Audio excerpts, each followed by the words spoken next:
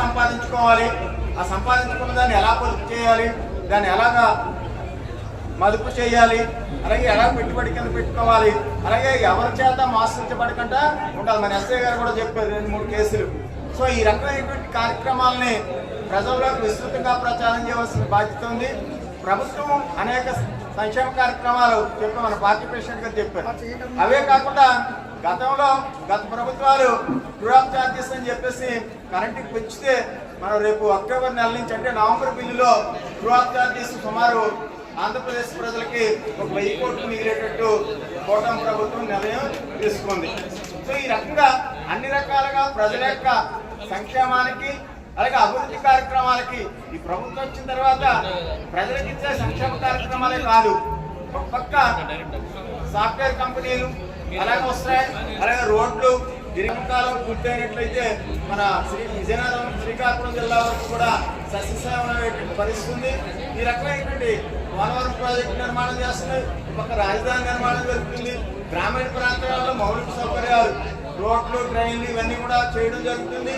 అవే కాకుండా ప్రభుత్వం ఇచ్చిన సంక్షేమ కార్యక్రమాలు కూడా చెప్పినవి చెప్పనివి కూడా చేస్తాం. అన్న క్యాంటీన్ నన్ను ఎవరో మా ఫ్రెండ్స్ అంతా కలిసాం, రిటైర్ అయిపోయిన వాళ్ళు అందరూ ఏంటి ఎలా చేస్తున్నాను కానీ ఒక ఊరాత్రం చెప్పాడు మాకు సరదాగా.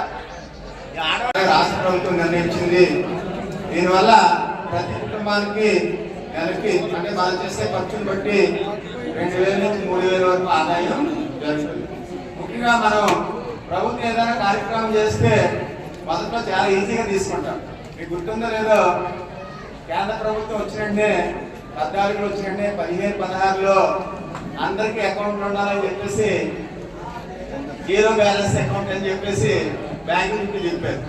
చెప్తే మనలాంటి వాళ్ళు అందరూ అవగాహన లేని వాళ్ళు అందరూ కూడా ఇదేమిటి ఇది అవుతుందా, మీరు పని లేకుండా పంపించాడు బ్యాంకుకి అని చెప్పేసి ఈవేళ దేశవ్యాప్తంగా డిజిటల్ ఎకానమీ, ఈవేళ టాపీ పనిచేసే టాపీ మేస్త్రి లేదా ఎన్ఆర్జీఎస్కి వెళ్ళే లేబరు ఇడ్లీ కొనుక్కున్నా పకోడీ కొనుక్కున్నా కూడా డిజిటల్ పేమెంటే చేస్తాం. తర్వాత ఎక్కువ డబ్బంతా బ్యాంకుల్లో ఉంటుంది. బ్యాంకులో డబ్బు ఉండడం వల్ల ఇన్వెస్ట్మెంట్స్ పెరిగితే దేశ అభివృద్ధి జరుగుతుంది. అలాగే ఇక్కడ జిఎస్టీ తగ్గించినందువల్ల ప్రజల యొక్క కొనుగోలు శక్తి పెరుగుతుంది, మళ్ళీ అదనంగా ప్రభుత్వానికి అదనపు పనులు వస్తుంటాయి. సో ఈ రకమైనటువంటి కార్యక్రమాన్ని ప్రభుత్వాలు చేసాయంటే విస్తృత ప్రయోజనాలను ఆలోచించి దేశం యొక్క విస్తృత ప్రయోజనము అలాగే ప్రజల యొక్క 140-150 కోట్ల మంది ఉన్నాం. ఒకప్పుడు అనుకున్నాం ఎంత జనాభా ఈ దేశం భరించగలదని చెప్పేసి. ఇవాళ వచ్చేటువంటి భావన ఎలా ఉంది, ఇంతే ఎంత ఎక్కువైనా పర్లేదు జనాభా అని చెప్పేసి చెప్పే పరిస్థితి ఉంది. మనిషి ఒక నోటుతోనే కాదు 2 చేతులతో కూడా పుడతాడు. అంటే ప్రొడక్టివ్ పర్సన్ అంటే కన్జ్యూమర్ పర్సన్.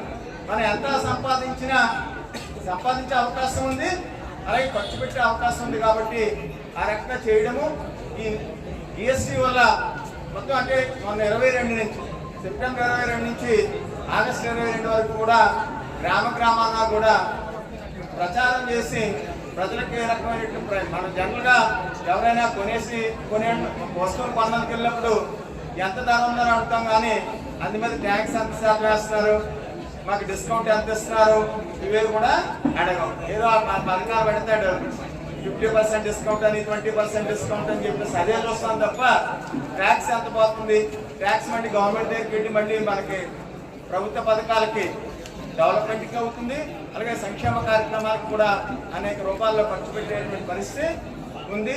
అంచేత జిఎస్టీ ప్రయోజనాలు గ్రాస్ రూట్ లెవెల్ కూడా వెళ్ళేటువంటి పరిస్థితి ఉంది. అవన్నీ కూడా పబ్లిక్ ఉపయోగించుకుంటారని చెప్పేసి ఈ సందర్భంగా తెలియజేస్తున్నాం. ఇందాక వీళ్ళు చెప్పారు